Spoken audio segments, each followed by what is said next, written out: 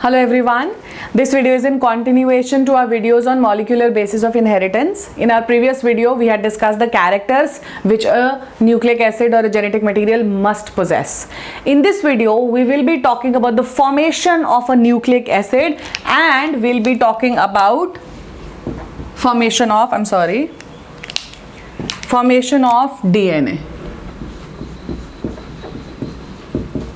What are the various components which form the DNA? I'll be giving you the structures and we will be in detail talking about all the small details about the structures which form the DNA. And in our next video, we will in detail talk about how the structure of DNA is formed. Very important questions, very important topics. So please watch the video till the end. Formation of nucleic acid, first of all. Now before starting this, we must know that what are the different components which form the nucleic acid. So nucleic acid is a polymer of nucleotides. If you are from ICSE board, so we have already done that this DNA is made up of nucleotides, and we also discussed the structure of nucleotide but not in detail. In grade 11th also, in biomolecules chapter, we have done this. Fine. So it's just a recapitulation, but still listen very carefully. Nucleotide, polymer of nucleotide means polymer. What does a polymer means? That many small molecules are combined together, monomers join together to form a polymer. Fine. So what is DNA? It is a polymer of nucleotides. That means many nucleotides, they are joined together to form one structure, that is the nucleic acid. So what are the various components of a nucleotide? What do we have in a nucleotide? We have pentose sugar is there.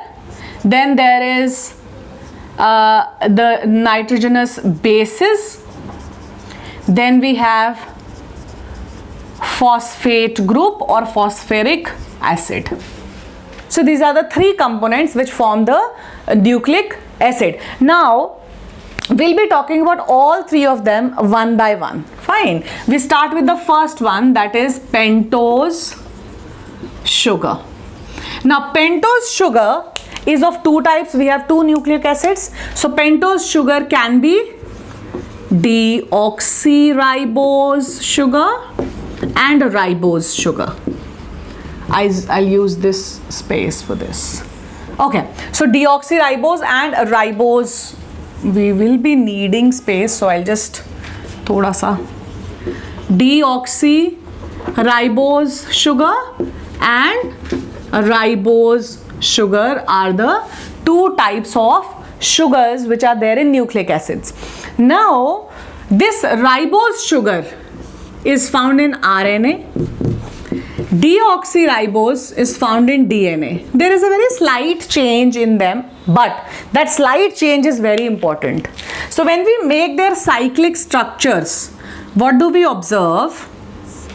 So I'll just make it parallel so that you people understand what are the changes. So when we make the structure, what do we see? We have a HOH group. This is deoxy. So here we have H and H.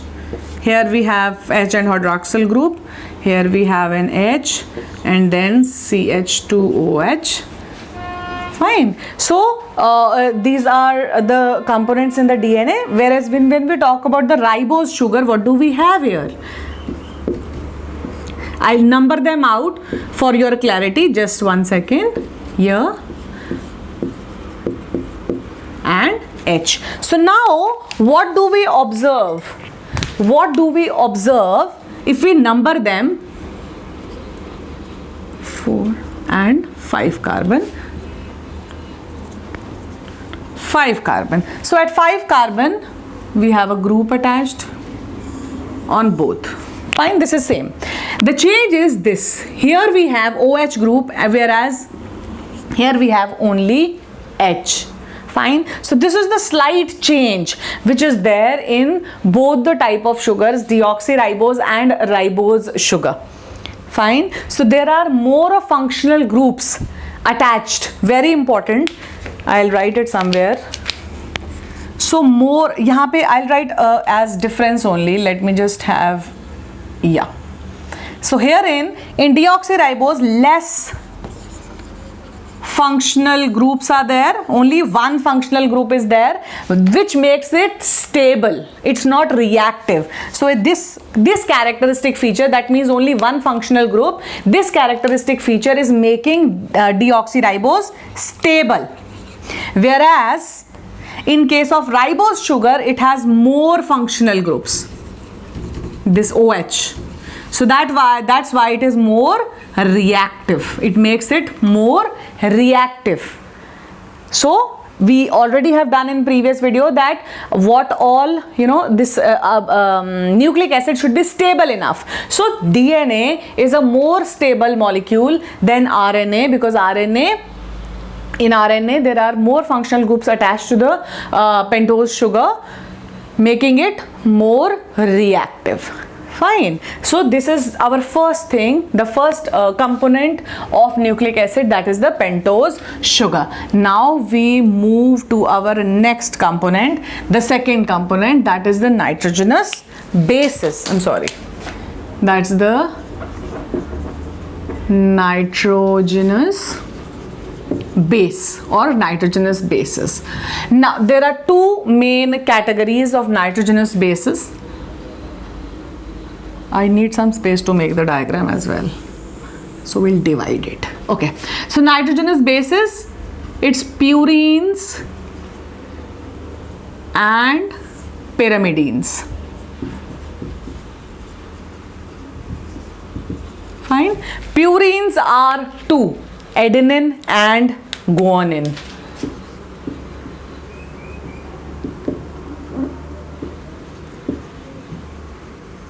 And pyrimidines are three, cytosine, thiamine and uracil.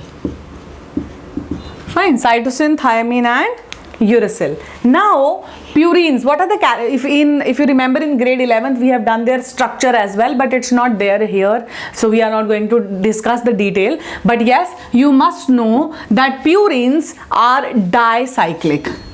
Dicyclic, that means इस तरह के दो cyclic components से बनता है purines, be it adenine or guanine, whereas pyrimidines, they are monocyclic. Monocyclic, that means only one cyclic component is there when we form this cytosine, thiamine on uracil. Fine. Then in purines there are 4 nitrogens attached, whereas here we have 2. Fine. Purines and pyrimidines, this is the second component where we have adenine, guanine, cytosine, thiamine and uracil. I want to tell you one more thing.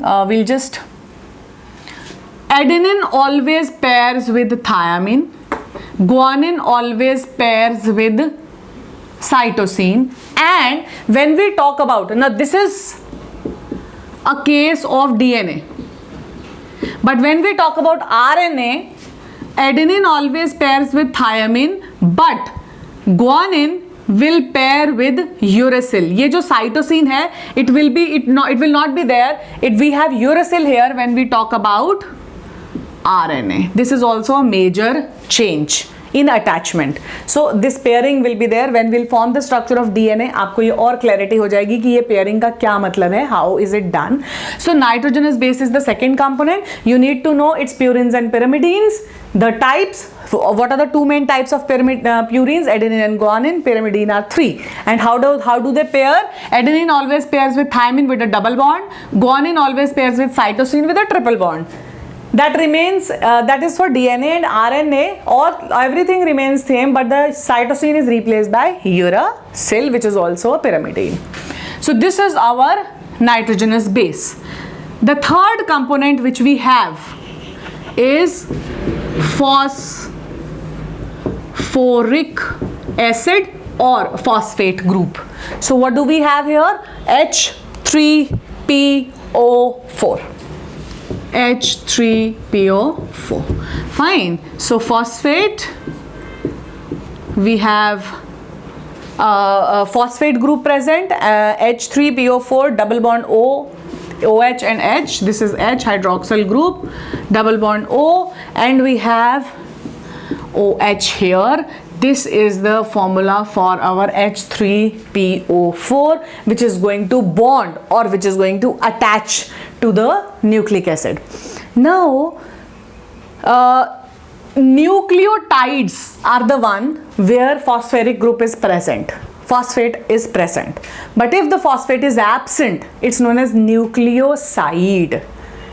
In our further videos, we'll be discussing about them also. But for your knowledge, please always remember that if a phosphate group is attached to in a nucleic acid, it's known as nucleotide. If it's not attached, it's known as nucleoside. Fine, and they are named according to the attachment and detachment of this phosphoric acid. Now, this phosphate group is going to attach on the 5th carbon. Where will it attach? On the 5th carbon of pentose sugar. Pentose sugar. This is the point of attachment. Now we have done the first part, the second part, and the third part. Now we will see how this nucleotide is formed. सबसे पहले तो I'll give you a skeleton that how is it formed. If you just a skeleton, the pentose sugar. Here we have the nitrogenous base. Here we have the phosphate group attached. This is a nucleotide. Now we will see how basically it appears here. Fine. So we have the skeleton again. I'll use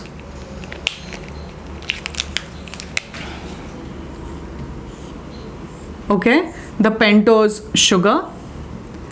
Fine. Pentose sugar, I am not going to make everything, but here we will have the nitrogenous base, maybe adenine is attached here. Fine. And on this side, on the 5th carbon, we have our phosphate group attached. So what do we have here on 5th carbon? We have CH2OH. OH we are going to write this side, because we are going to show the bonding here, and we are going to write the phosphate group here. So it is POH.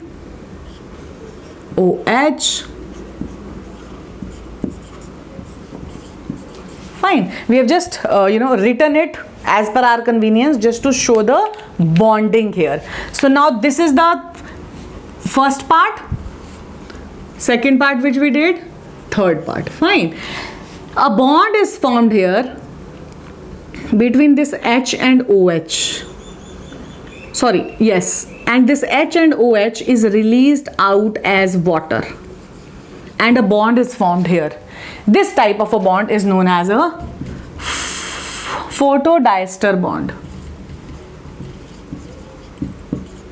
And a bond which is formed here on the 1st carbon between nitrogenous base and the pentose sugar is known as glycosidic bond. Fine. So we have a photodiester bond, phosphodiester bond, sorry, not a photo. Photo is for when we have light here. So phospho. Fine. So how is if someone asks you where is a phosphodiester bond formed, it is formed between phosphate group and the pentose sugar. Fine. And how is it formed? By liberation of one water molecule. And a glycosidic bond is formed between 1st carbon and nitrogenous base, and this bond is known as a glycosidic bond. So this is this whole structure is a nucleotide. Now as I told you that it is going to bond, so another nucleotide will be here and there will be a pairing. तो जो nitrogenous base यहाँ होएगा उस वहाँ पे thiamine होएगा, and we have the same structure here again. इस तरह से this whole nucleotide will be here. Here we have the phosphate group. So this is how a DNA will be formed, and we will be discussing it in detail in our next video, the structure of DNA, where we will see that how these nitrogenous bases are arranged. It's a beautiful video and I'll be explaining you in detail. So please watch that video. It is going to clear all your concepts about the DNA structure. So keep watching, liking, sharing, subscribing. Thank you.